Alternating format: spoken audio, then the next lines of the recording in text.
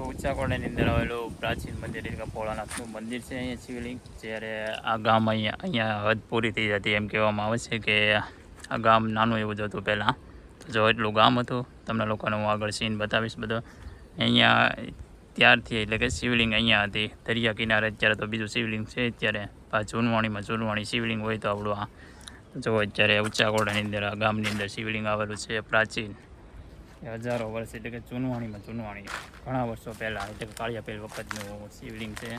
તમે લોકો જોઈ શકો છો અત્યારે કે તમને શિવલિંગ જોઈને તમને ખબર પડી જશે કે અત્યારે જો આ પાણાની એ શિવલિંગ છે અત્યારે ત્યાં જૂનવાણી. અત્યારે અહીંયા કોઈ ઘણા લોકો ક્યારેક આવે છે અને કોઈને ખબર જ નથી અહીંયા કે બહારથી જે લોકો આવે છે એ લોકોને ખબર નથી કે અહીંયા ભોળાનાથનું મંદિર છે એ પણ વર્ષો જૂનું જો આ શિવલિંગ છે અહીંયા. તો પ્રાચીનમાં પ્રાચીન મંદિર હોય ને ઊંચા કોરડામાં તો એક આ જો ઘણા વર્ષો પહેલાંનું છે આ મંદિર.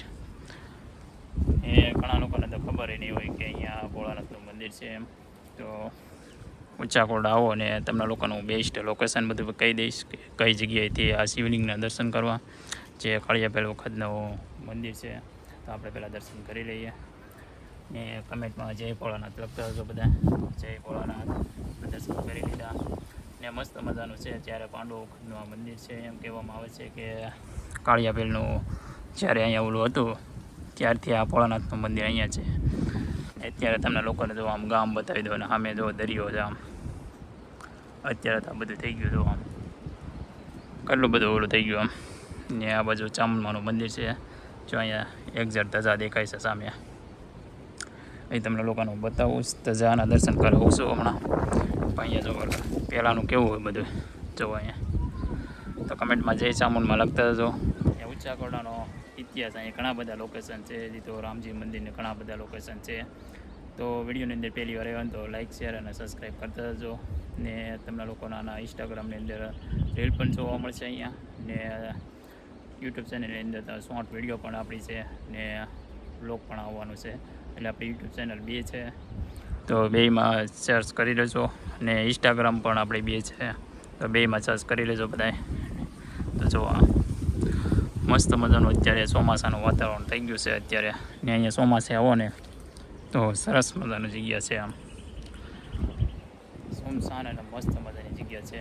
તો એકવાર અવશ્ય વિઝિટ કરજો. ને હર હર મહાદેવ લખી નાખજો કમેન્ટમાં.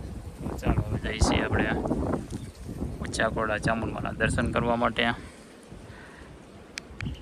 આની એક્ઝેક્ટ બાજુની અંદર જ તે કાળિયા પહેલના કોઠા આવેલા છે.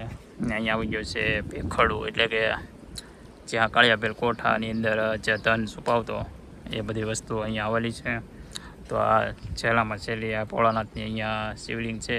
તો ત્યાં અહીંયા ગામ પૂરું થઈ જતું એમ કહેવામાં આવે છે કે ગામની અંદર છે કે નહીં કમસે કમ 50-60 ખોરડા હોય તો એમ કે અહીંયા કોઈ રહેતું નહીં. બધા ગુજરાતની અંદર કામે જતા એવું કહેવામાં આવે છે પહેલાં. અહીંયા કોઈ રહેતું નહીં એમ કહેવામાં આવે છે પહેલાં. ને બધા વૈયા જતા ને આવા નાના નાના કંઈક મકાનો હતા. જો આમ મકાનની સાઇઝ તો અત્યારે આ છે ને અત્યારે એ તો સાઇઝ મોટું છે પણ નાની નાની સાઇઝ જો અહીંયા આ મકાન છે તો અહીંયા એ બધી નાની નાની સાઇઝના. તો કાળિયા પહેલા કોઠા પર જોવા જવાના છે તો બધા સબસ્ક્રાઈબ કરી દેજો. એ અમારા ભાઈબંધ જો અહીંયા 2-3 વાટે ઉભેલા છે. તો આપણે જઈએ છીએ હવે. ને કમેન્ટમાં હર હર મહાદેવ લખી નાખજો. તમને બેસ્ટ લોકેશન ઊંચા કોરડાનું અહીંયા બતાવીશ તમને લોકો. દરિયાની અંદર બેસ્ટમાં બેસ્ટ લોકેશન નવું બન્યું હમણાં અત્યારે. પહેલાં પેખડા ઉપર નહોતું જવાતું અહીંયા પણ અત્યારે જવાય એવું છે. તો આપણે જોવા જવાનું છે તો કન્ટિન્યુ બ્લોગમાં બન્યા રહેજો. એ અહીંયા આવવું હોય તો આ મંદિર છે. મંદિરની એક્ઝેક્ટ બાજુમાં રામજી મંદિરની એક્ઝેક્ટ બાજુમાં રસ્તો છે. ત્યાંનું આવું તો અહીંયા બેસ્ટ લોકેશન છે તમને લોકોને બતાવીશ. તો ત્યાંથી પણ તમે લોકો આવી શકો છો. તો ભોળાનાથના મંદિર અને બેડીનું મંદિર બંને એક્ઝેક્ટ બાજુમાં જ આવેલું છે. અહીંયા ઘણા ખરા મંદિરો અહીંયા ગામમાં જ આવેલા છે કેમ કે પહેલાં ગામ અવળું જ હતું નાનું જ. તો અહીંયા એક્ઝેક્ટ બાજુમાં જ બધી વસ્તુ આવેલી છે. તો બધા ચેનલને સબસ્ક્રાઈબ કરી દેજો. એ બેસ્ટ લોકેશન જોવા જઈએ છીએ હવે. Bye bye.